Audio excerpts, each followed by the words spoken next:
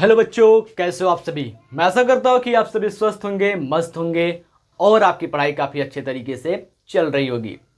प्यारे बच्चों, आज की इस क्लास में मैं आपको बताऊंगा जनन स्वास्थ्य यानी कि रिप्रोडक्टिव हेल्थ के बारे में। रिप्रोडक्टिव हेल्थ क्या होता है, इसमें कौन कौन से टॉपिक को आपको पढ़ना है, इन सभी के बारे में आज की इस क्लास में मैं स्पेशली बात करने वाला हूं। चलिए आज की इस क्लास को शुरू करते हैं बिना किसी देरी के। Let's start. यहां पर आते हैं। सबसे पहले आपको मैं बता दूं कि आज का जो चैप्टर है वो है आपका चैप्टर नंबर 3, जिसमें आप पढ़ेंगे जनन स्वास्थ्य के बारे में, यानी कि आप पढ़ेंगे रिप्रोडक्टिव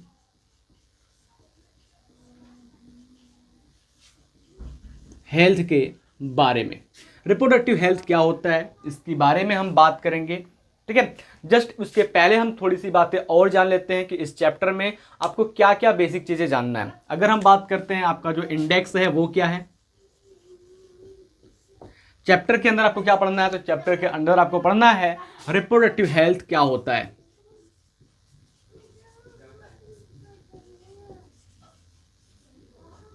यानी कि जनन स्वास्थ्य के बारे में पढ़ना है। जनन स्वास्थ्य क्या होता है इस टॉपिक को पढ़ना है। देन दूसरे नंबर पर आपको जो टॉपिक पढ़ना है वो है पॉपुलेशन। पॉपुलेशन यानी कि आपको इस चैप्टर में पढ़ना है जनसंख्या के बारे में। जनसंख्या क्या होती है इसके बारे में पढ़ना है। देन उसके बाद आपको पढ़ना है कंट्रासेप्टिव मेथड, यानी कि गर्भ निरोधक विधियों के बारे में पढ़ना है। कंट्रासेप्टिव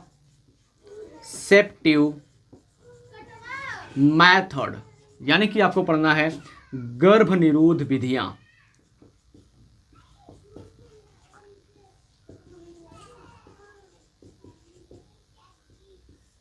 विधियां क्या होती है। देन उसके बाद इसी चैप्टर में आपको पढ़ना है मेडिकल टर्मिनेशन ऑफ प्रेगनेंसी, यानी कि आपको पढ़ना है एमटीपी के बारे में, यानी कि गर्भावस्था का चिकित्सीय समापन। ठीक है, आपको पढ़ना है मेडिकल टर्मिनेशन ऑफ प्रेगनेंसी, यानी कि गर्भावस्था का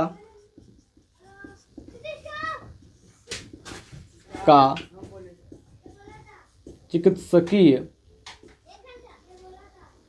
समापन, इसके बारे में पढ़ना है। देन इसके बाद आपको पढ़ना है आगे असिस्टेड रिप्रोडक्टिव टेक्नोलॉजी, यानी कि सहायक जनन प्रौद्योगिकी के बारे में। असिस्टेड रिप्रोडक्टिव टेक्नोलॉजी, यानी कि आपको पढ़ना है सहायक जनन प्रौद्योगिकी क्या होती है इसके बारे में। देन आपका जो लास्ट टॉपिक है वो है आपका sexually transmitted disease. Sexually transmitted disease, यानी कि हम बात करें आपको पढ़ना है STDs के बारे में, यानी कि यौन संचारित रोग के बारे में। यौन संचारित रोग के बारे में आपको पढ़ना है। तो ये आपके टॉपिक है 1 2 3 4 5 6 टॉपिक आपको इस चैप्टर में पढ़ना है। चलिए आज के इस टॉपिक को शुरू करते हैं और पहला टॉपिक आपका जो होगा वो होगा जनन स्वास्थ्य। जनन स्वास्थ्य क्या होता है, इससे रिलेटेड हम बहुत सारी चीज़ों को जानेंगे आज के इस क्लास में। लेकिन उससे पहले अगर हम बात करें कुछ बेसिक पॉइंट्स की बात कर लेते हैं, जैसे कि किस दिन को हम जनन स्वास्थ्य दिवस मनाते हैं, किस दिन को हम आपका वर्ल्ड हेल्थ मनाते हैं। ठीक है, जनन स्वास्थ्य और स्वास्थ्य दोनों अलग चीज़ें होती है। ठीक है, डेफिनेशन मिलता जुलता होता है, किस डे को मनाते हैं। फिर उसके बाद हम बात कर रहे हैं कि विश्व में गर्भ निरोध दिवस कब मनाया जाता है। इन सभी पॉइंट्स की बात करते हैं जो आपको जानकारी के रूप में आपको जानकारी रखनी चाहिए। ठीक है, तो सबसे पहले अगर हम पॉइंट की बात कर रहे हैं तो पहला पॉइंट आपका ये आता है कि अगर हम बात कर रहे हैं तो वर्ल्ड हेल्थ डे कब मनाया जाता है। वर्ल्ड हेल्थ डे यानी कि विश्व स्वास्थ्य दिवस की बात कर रहे हैं। विश्व स्वास्थ्य दिवस, तो विश्व स्वास्थ्य दिवस बेटा जो मनाया जाता है वो मनाया जाता है प्रतिवर्ष 7 अप्रैल को। ठीक है, प्रतिवर्ष 7 अप्रैल को विश्व स्वास्थ्य दिवस के रूप में मनाया जाता है। अगले पॉइंट की अगर हम बात कर रहे हैं तो अगला पॉइंट क्या हो जाएगा, तो ये हो जाएगा विश्व जनन स्वास्थ्य दिवस, यानी कि वर्ल्ड रिप्रोडक्टिव हेल्थ डे के रूप में कब मनाया जाता है। तो हम इसकी बात कर रहे हैं, वर्ल्ड रिप्रोडक्टिव हेल्थ डे की हम बात कर रहे हैं, यानी कि विश्व जनन स्वास्थ्य की बात कर रहे हैं, विश्व जनन स्वास्थ्य दिवस। विश्व जनन स्वास्थ्य की बात करें बेटा, तो विश्व जनन स्वास्थ्य दिवस मनाया जाता है आपका प्रतिवर्ष 12 फरवरी को। ठीक है, 12 फरवरी को मनाया जाता है विश्व जनन स्वास्थ्य दिवस। उसके बाद अगर हम बात कर रहे हैं तो आपका वर्ल्ड कंट्रासेप्टिव डे कब मनाया जाता है, यानी कि हम बात करें पूरे विश्व में गर्भ निरोध दिवस कब मनाया जाता है, तो ये है 26 सितंबर को वर्ल्ड कंट्रासेप्टिव डे के रूप में सेलिब्रेट किया जाता है। वर्ल्ड कंट्रासेप्टिव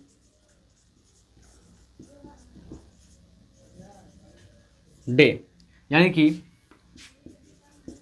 विश्व गर्भ निरोध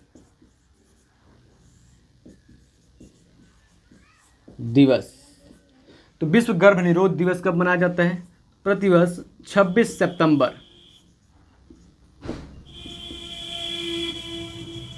जो कि अभी आने वाला है। तो इतनी बातों को आप ध्यान से नोट कर लीजिए, ताकि अगर कोई आपसे बेसिक जानकारी पूछता है इस चैप्टर से तो आप उसको बता सके। चलिए आप फटाक से इस पॉइंट को नोट कर लीजिए, आपकी टॉपिक क्या क्या है उसको भी आप जान लेंगे। उसके बाद कुछ बेसिक पॉइंट मैंने आपको बता दिया, तो फिर यहाँ पर आप नंबर 1 रिप्रोडक्टिव हेल्थ के बारे में आज जानेंगे। रिप्रोडक्टिव हेल्थ की प्रॉब्लम क्या है, स्ट्रेटर्जी क्या है, क्या क्या कार्यनीतियाँ लगाई गई, उन सभी के बारे में आप समझेंगे। फटाक से आप इस पॉइंट को नोट कीजिए।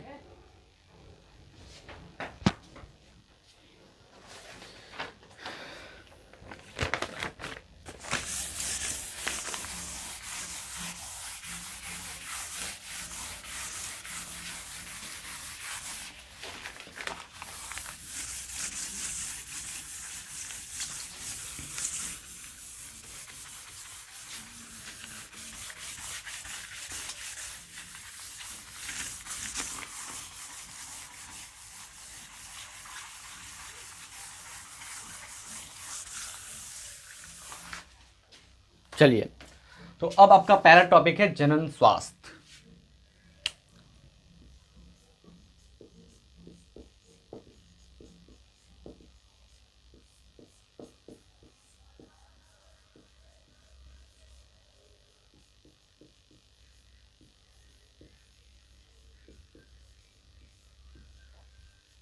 जनन स्वास्थ्य, रिप्रोडक्टिव हेल्थ, इसको हम समझते हैं। तो बेटा अगर हम बात कर रहे हैं तो आपको जनन स्वास्थ्य के बारे में ये बताया गया है कि जो आपके जनन अंग हैं वो स्वस्थ होने चाहिए, और जो आपका शारीरिक संबंध बनाया जाता है वो स्वस्थ रूप से बनाया जाना चाहिए। ठीक है, इसी को हम जनन स्वास्थ्य कहते हैं। तो अगर हम बात कर रहे हैं, ये तो आपकी एक बेसिक डेफिनेशन हो गई, और अगर हम बात करें WHO के अनुसार, WHO जो कहता है वो क्या है उसकी भी हम बात करेंगे, लेकिन बेसिक सी बातें हम आपको बता दें कि जनन स्वास्थ्य का अर्थ स्वस्थ जनन अंग और स्वस्थ जनन से ही नहीं, बल्कि WHO के अनुसार जनन स्वास्थ्य का अर्थ है किसी इंसान में अगर मानसिक, शारीरिक, भावनात्मक, लिंग संबंधित बीमारियां नहीं हैं तो वो क्या है, जनन रूप से स्वस्थ है। यानी कि हम बात कर रहे हैं जनन स्वास्थ्य का अर्थ, जनन स्वास्थ्य का अर्थ केवल स्वस्थ जनन अंग, स्वस्थ जनन अंग या स्वस्थ जनन से ही नहीं, बल्कि WHO के अनुसार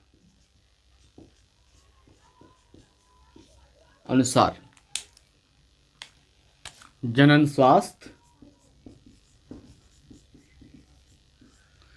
स्वास्थ्य सामाजिक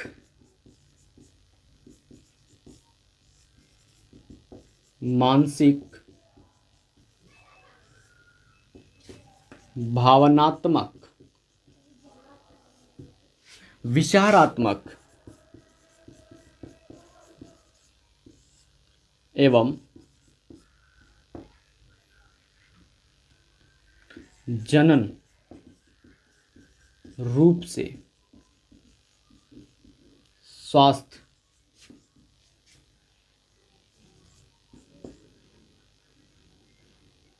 को जनन स्वास्थ्य कहते हैं।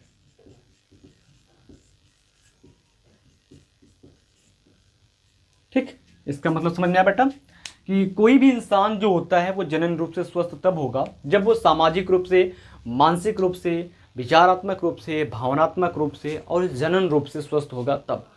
अर्थात अगर हम बात कर रहे हैं कि आप अपने आप को बता रहे हो कि आपका रिप्रोडक्टिव आर्गन जो है, जो जनन अंग है, वो हेल्दी है, उसमें किसी भी प्रकार का कोई इन्फेक्शन नहीं है, या फिर आप जब फिजिकल रिलेशनशिप बना रहे हो तो वहाँ पर प्रोटेक्शन का यूज़ कर रहे हो, कॉन्डोम वगैरह का, और आपको कोई इन्फेक्शन नहीं हो रहा है, कोई यौन संचालित रोग नहीं हो रहा है, तो इसका ये मतलब नहीं है कि आप जनन रूप से स्वस्थ हो। स्वास्थ्य की पूरी एक प्रॉपर डेफिनेशन दी गई है WHO के अकॉर्डिंग, यानी कि वर्ल्ड हेल्थ ऑर्गेनाइजेशन के अकॉर्डिंग, कि कोई भी इंसान हो या कोई भी व्यक्ति हो वो जनन रूप से स्वस्थ तब होगा जब वो मानसिक रूप से, भावनात्मक रूप से, विचारात्मक रूप से और सामाजिक रूप से स्वस्थ कहलाएगा, तब वो जनन स्वास्थ्य कहलाता है प्रॉपर तरीके से। तो इसी बात को अगर हम बात करते हैं इंग्लिश में लिखने की तो क्या होगा कि reproductive health myth, reproductive health means not healthy, not only healthy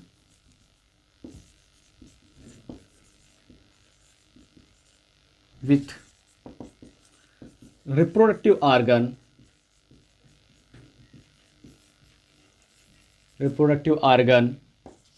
and hygiene reproduction. According to WHO,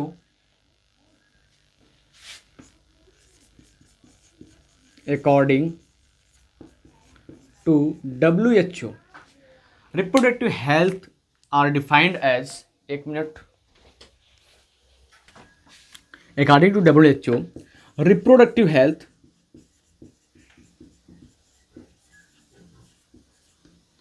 are defined as the healthy या health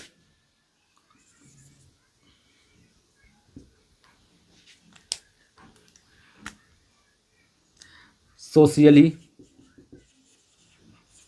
mentally, emotionally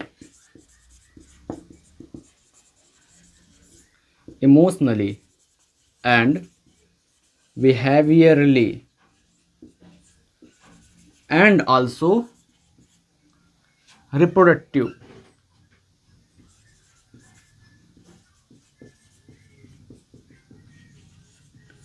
called reproductive health. Reproductive health, ये चीज़ें होती है आपकी रिप्रोडक्टिव हेल्थ में। तो फटाक से आप इस पॉइंट को नोट कर लीजिए ताकि आगे की पॉइंट को मैं आपको समझा सकूं बेहतरीन तरीके से।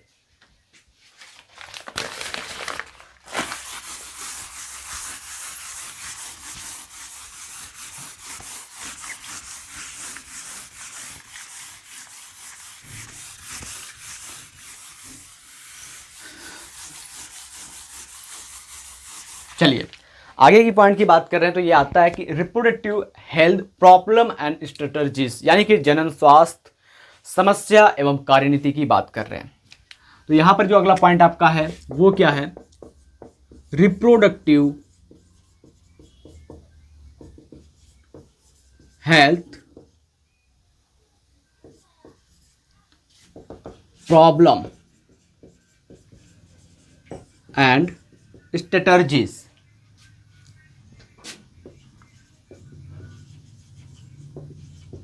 Reproductive health problem and strategies की बात कर रहे हैं तो क्या क्या मतलब इसका हिंदी मतलब क्या हो जाएगा, जनन स्वास्थ्य समस्या एवं कार्यनीति, समस्या एवं कार्यनीतियां की बात कर रहे हैं। ठीक है, तो अब अगर हम बात करते हैं, एक थोड़ी सी कहानी में आपको बताता हूं जो काफी ज्यादा इंपॉर्टेंट है आपको जानना भी, और मैं यहां से बेसिक पॉइंट आपको लिख करके केवल बताऊंगा कि जैसे अगर हम बात करें पूरे विश्व की, तो पूरे विश्व में भारत ही एक ऐसा देश है जिन्होंने आपके रिप्रोडक्टिव हेल्थ को एक नेशनल लेवल पर लिया, एक राष्ट्रीय स्तर पर लिया और इस पर काम करना स्टार्ट किया।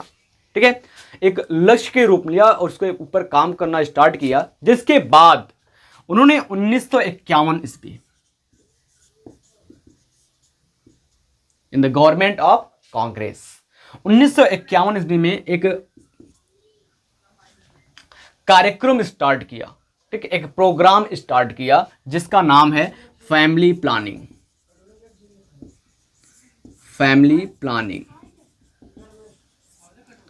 Programme start. ठीक है, यानी कि परिवार नियोजन।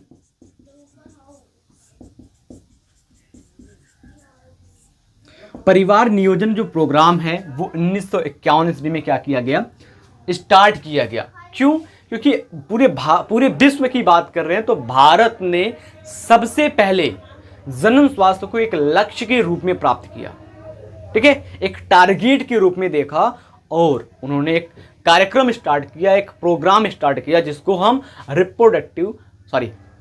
फैमिली प्लानिंग से नाम से जानते हैं। और आज यही फैमिली प्लानिंग जो है, यही जो परिवार नियोजन है, आज के समय में इसको और मॉडिफाइड किया गया और इसमें और सारे परिवर्तन लाए गए, और परिवर्तनों के साथ साथ इस परिवार नियोजन फैमिली प्लानिंग का नाम भी बदल दिया गया। नाम बदलने के साथ यहाँ पर ढेर सारी सुविधाओं का भी लाभ मिलना शुरू हो गया, ढेर सारी सुविधाएं आ गई, ढेर सारी जानकारियां प्राप्त होने लगी। तो अब अगर हम बात करें तो इस फैमिली प्लानिंग को अब किसके नाम से जाना जाता है, तो फैमिली प्लानिंग को जाना जाता है reproductive and child health care के नाम से। तो फैमिली प्लानिंग को अब जाना जाता है reproductive and child health care.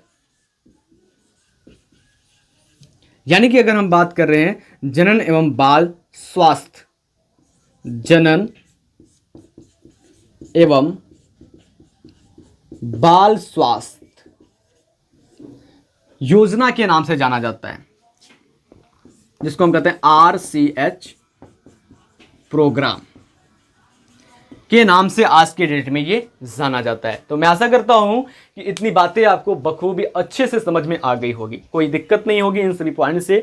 अगर आपसे MCQ क्वेश्चन में पूछा जाता है कि भाई फैमिली प्लानिंग कब स्टार्ट किया गया, तो आप बता सकते हो कि 1951 में, यानी कि 1951 ईस्वी में। या फिर आपको लिखने के लिए कहता है कि भारतीय सरकार ने जनन स्वास्थ्य को एक लक्ष्य के रूप में प्राप्त कर किस प्रोग्राम का, किस योजना की शुरुआत की और उसे आज के समय में किस नाम से जाना जाता है। तो आप उसका आंसर दोगे कि भारतीय सरकार ने क्या किया, पूरे विश्व में जनन स्वास्थ्य को एक लक्ष्य के रूप में प्राप्त किया, एक टारगेट के रूप में प्राप्त किया और उसके बाद एक प्रोग्राम स्टार्ट किया जिसका नाम है फैमिली प्लानिंग। 1951 में स्टार्ट किया था। देन आज ये प्रोग्राम जाना जाता है reproductive and child health care के रूप में, RCH के रूप में जाना जाता है। यानी कि अगर हम बात कर रहे हैं तो इस प्रोग्राम को आज जनन बाल स्वास्थ्य के नाम से जाना जाता है। तो बातें अच्छी लगी और समझ में भी आई तो फटाक से आप इसको नोट कर लीजिए, फिर आगे की पॉइंट को समझते हैं।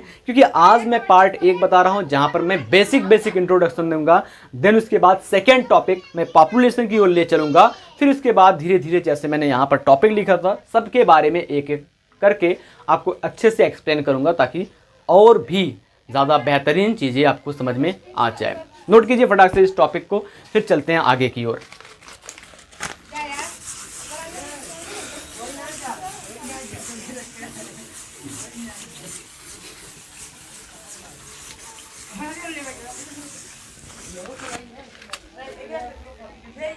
नहीं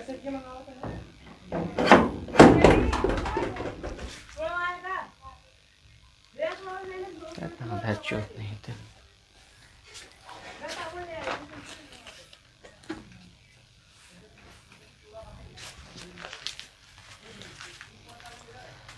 देन अब अगर हम बात करते हैं अगले पॉइंट में, तो हम यहां पर देखेंगे object of RCH programme.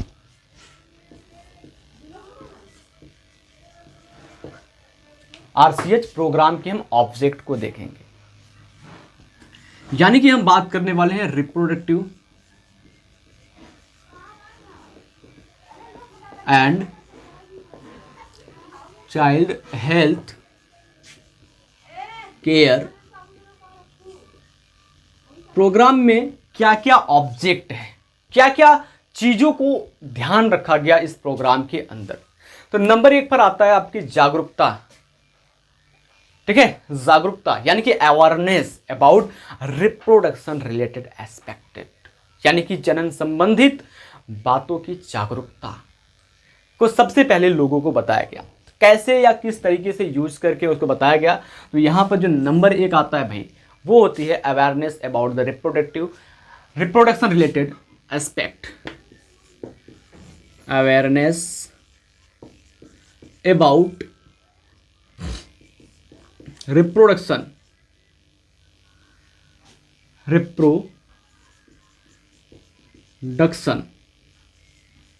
Related aspect.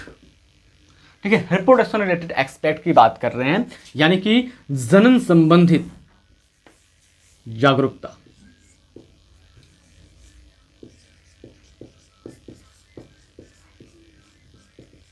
जनन संबंधी जागरूकता। ठीक है, जनन संबंधी जागरूकता किस तरीके से लोगों को बताया गया कि भाई जनन क्या होता है या फैमिली प्लानिंग क्या। कुल मिला करके इसके अंदर लोगों को बताया जाएगा कि फैमिली प्लानिंग क्या होता है और बाल जनन स्वास्थ्य योजना क्या होता है, इन सभी के बारे में लोगों को बताया जाता है। तो कैसे कैसे बताया गया, क्या क्या तरीके अपनाए गए, उन सभी की बात करें। सबसे पहले अगर हम बेटा बात कर रहे हैं, तो इसको बताने के लिए ढेर सारी गवर्नमेंट और नॉन गवर्नमेंट एजेंसीज जो हैं उन्होंने पार्टिसिपेट किया, उन्होंने भाग लिया लोगों को फैमिली प्लानिंग के बारे में बताने के लिए। इसके अलावा जो आपके दोस्त हैं प्यारे प्यारे, वो कुछ अच्छे रिश्तेदार जो हैं, वो आपके family member, parents like brother sister and mother, ये सभी, और साथ ही साथ आपके जो टीचर्स हैं वो भी आपको फैमिली प्लानिंग के बारे में अच्छे तरीके से समझाते हैं। और साथ ही साथ अगर हम बात कर रहे हैं तो आपके स्कूल और आपके सिलेबस के अंदर सेक्स एजुकेशन को इन्वॉल्व कर दिया जाए या ऐड कर दिया जाए, तो काफ़ी अच्छे से जो आपकी युवा पीढ़ी है, जो नए लोग हैं, उनको फैमिली प्लानिंग के बारे में अच्छे से पता चल जाएगा कि छोटा परिवार होगा तो क्या लाभ होगा, उनसे क्या चीज़ें आप कर पाओगे। आप काम करिएगा, अकेले में बैठिएगा, फिर सोचिएगा कि अगर परिवार छोटा है तो हम क्या क्या उससे फ़ायदा पा सकते हैं। ठीक है, अगर परिवार बड़ा है तो क्या क्या नुकसान हो सकता है, इन सभी चीज़ों के बारे में अवेयर किया गया, लोगों को जागरूक किया गया। चलिए हम देखते हैं क्या क्या पॉइंट्स हैं, क्या क्या आपकी एनसीईआरटी में लिखा हुआ है, उन सभी को। पहले नंबर पर अगर आपकी बात करते हैं तो पहले नंबर पर आता है, ठीक है, अवेयर किया गया लोगों को विथ द हेल्प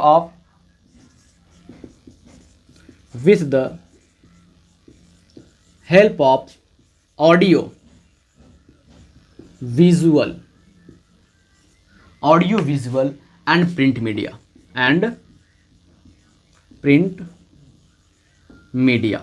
ठीक है, audio visual and print media. ठीक, साथ ही साथ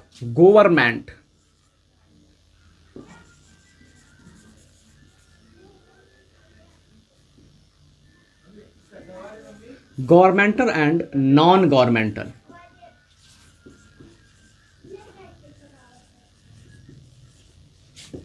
एजेंसीज। ठीक है, government and non government agency have taken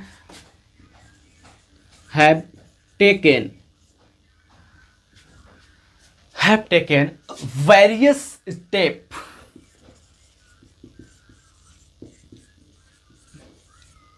various step to create awareness, to create awareness.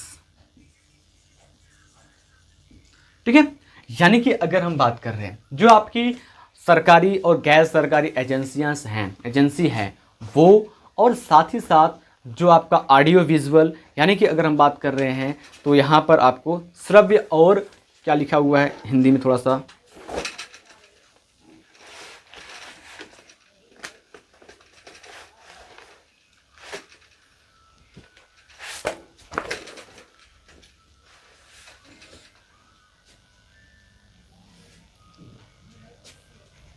तो यहाँ पर अगर हम बात कर रहे हैं तो क्या हुआ, तो यहाँ पर इसका मतलब क्या हो जाएगा कि जो आपकी ऑडियो विजुअल है, ऑडियो विजुअल, ठीक है, एवं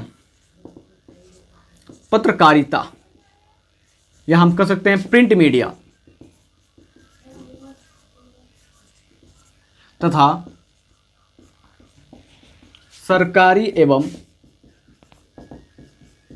गैर सरकारी कार्यकर्ताओं द्वारा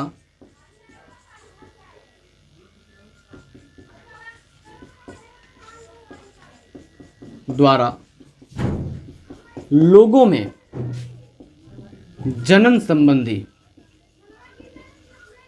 संबंधी जागरूकता फैलाई गई। इसके अलावा हम बात कर रहे हैं कि एक मेजर रोल प्ले करते हैं parents, close relatives, teachers and friend.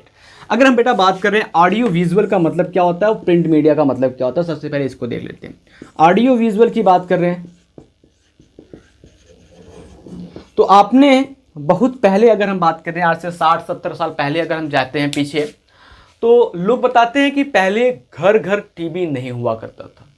ठीक है, घर घर टीवी नहीं हुआ करता था, किसी एक के घर टीवी हुआ करता था, फिर इसको बाहर लगाया जाता तो पूरी गांव बैठ करके देखती थी।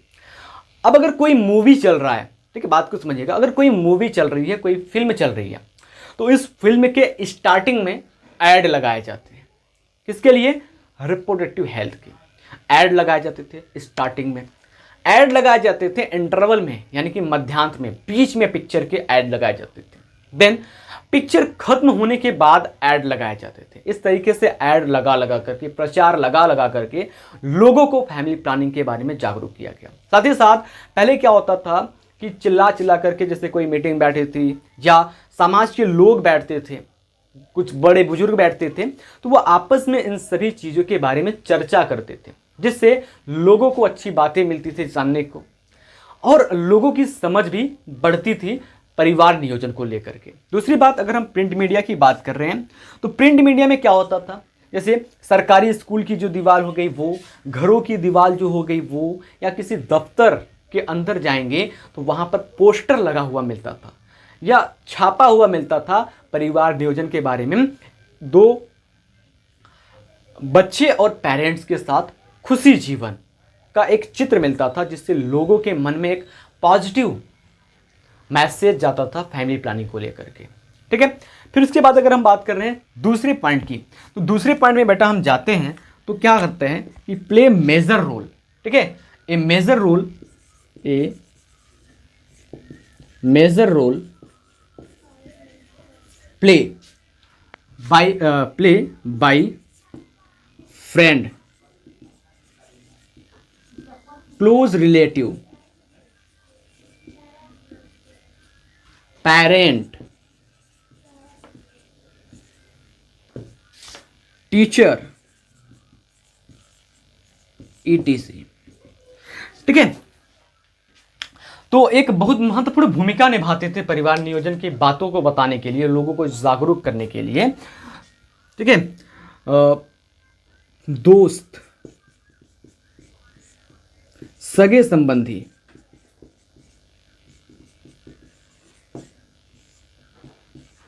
माता पिता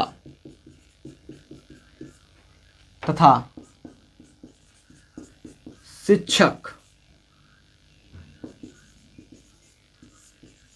भी महत्वपूर्ण भूमिका निभाते हैं। ठीक, इतनी बातें हो गई। इस तरीके से लोगों को अवेयर किया गया, जानकारी प्रदान की गई परिवार नियोजन के बारे में।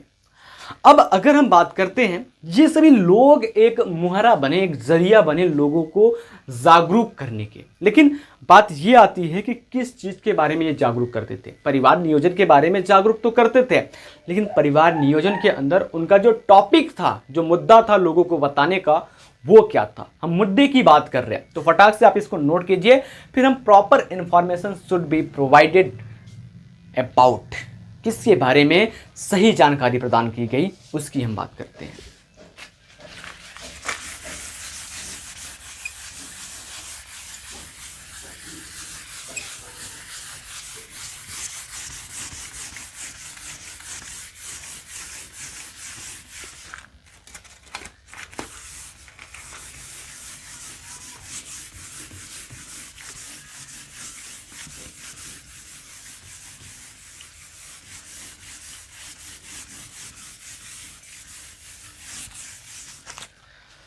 ठीक है, अगले पॉइंट की बात करें, किसकी किसकी जानकारी प्रदान की गई यहां पर, तो हम लिखेंगे प्रॉपर इंफॉर्मेशन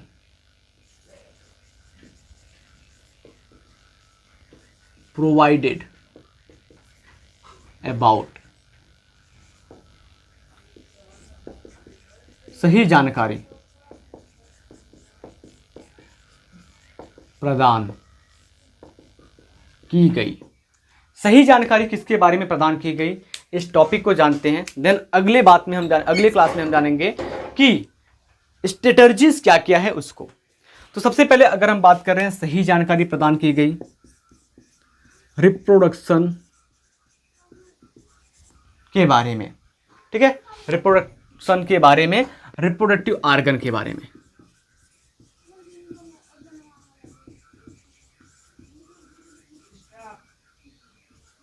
यानी कि जनन अंगों के बारे में, जनन अंगों के बारे में पहली जानकारी प्राप्त करवाया गया लोगों के द्वारा जनन अंग के बारे में। दूसरी बात, एडोलसेंस और रिलेटेड चेंजेस के बारे में। ठीक है, एडोलसेंस एंड रिलेटेड चेंजेस, यानी कि हम बात कर रहे हैं यहां पर लोगों को यौनावस्था और उनसे संबंधित परिवर्तनों के बारे में समझाया गया एवं उनसे संबंधित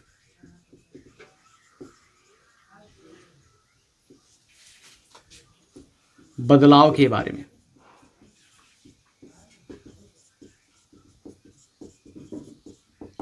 यौनावस्था और उनसे संबंधित बदलाव के बारे में लोगों को जानकारी प्रदान कराई गई।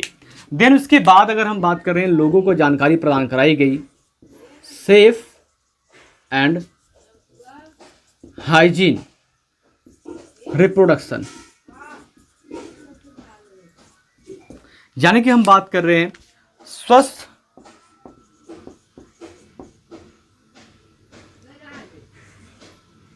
सुरक्षित एवं स्वस्थ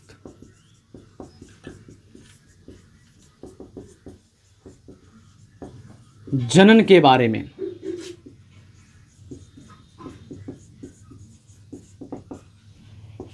उसके बाद अगर हम बात कर रहे हैं तो तीसरे नंबर पर यौन संबंधित रोगों के बारे में सही जानकारी प्रदान कराई गई। सेक्सुअली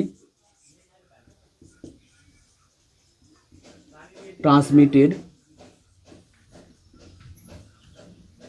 डिजीज, यानी कि हम बात कर रहे हैं एसटीडीज के बारे में, यौन संबंधित या यौन संचारित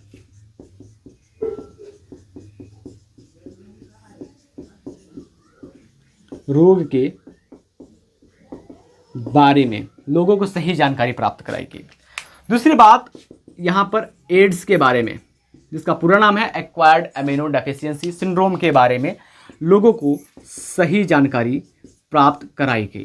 ठीक है, ये सभी चीजें जागरूकता के लिए यूज किया गया पेरेंट्स के द्वारा, फ्रेंड्स के द्वारा, क्लोज रिलेटिव्स के द्वारा, टीचर्स के द्वारा, audio visual and print media के द्वारा, साथ ही साथ जो आपके सरकारी और गैर सरकारी कार्यकर्ता थे उनके द्वारा। तो मैं आशा करता हूं कि इतनी चीज़ें आपको अच्छे से समझ में आ गई होगी। चलते मिलते हैं आपसे अगले क्लास में। कार्यनीति के साथ साथ क्या क्या फंडा अपनाया गया, क्या क्या कार्यनीतियां लाई गई जिससे लोगों को इसमें और भी लाभ मिल सके। मिलते हैं आपसे अगले क्लास में। तब तक के लिए जय हिंद, जय भारत। बने रहिए हमारे साथ बायोलॉजी पढ़ने के लिए।